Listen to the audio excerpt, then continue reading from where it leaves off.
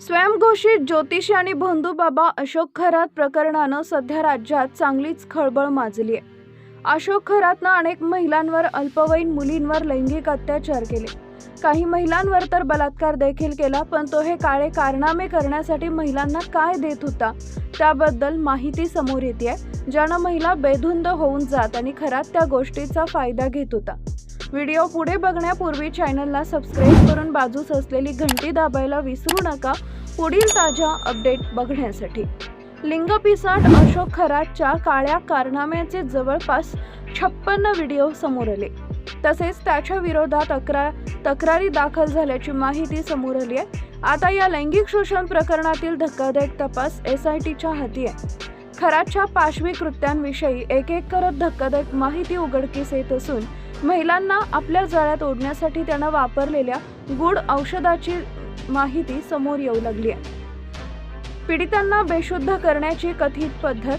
तपासात समोर आलेल्या माहितीनुसार अशोक खरात आपल्या केबिनमध्ये येणाऱ्या महिलांना एक विशेष प्रकारचं गूढ औषध देत असे.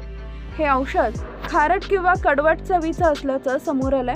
तसेच तो त्यासोबत विशेष पेढे खायला लावत असे. या पदार्थांचं सेवन केल्यानंतर महिलांनी काही वेळातच मळमळणे, डोके गरगरणे, डोके जड होणे असे प्रकार त्यांना सुरू होत असत. अर्धवट बेशुद्ध किंवा गुंगीच्या अवस्थेत असलेल्या महिलांवर खरात केबिनमधील दिवे बंद करून लैंगिक अत्याचार करत असे. या प्रसादाच्या प्रभावामुळे पीडित महिलांना त्याच्या सूचनांचं पालन करण्यास भाग पाडत असे, असा SITचा दावा आहे.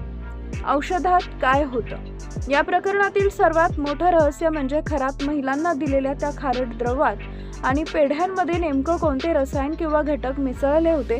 हे द्रव पदार्थ आणि पेढे कोणत्या प्रकारची गुंगी आणत होते याबाबत अद्याप ठोस माहिती समोर आलेली नाहीये. सरकारी वकील शैलेंद्र बागडे यांनी न्यायालयात सांगितलंय की अशोक खरात तपास यंत्रणेला याबाबत कोणतीही मदत करत नाहीये. या गूढ औषधांबद्दल तो काहीच सांगत नसल्यानं SITनं त्याची पोलीस कोठडी वाढवण्याची मागणी केली आहे. SIT आता या विषारी पेढ्यांचा आणि संशयित द्रव पदार्थाचा खरा स्रोत शोधण्याचा प्रयत्न करते. येत्या काही दिवसात या गूढ औषधांचे रहस्य उलगडते का याकडे संपूर्ण महाराष्ट्राचं लक्ष लागलंय.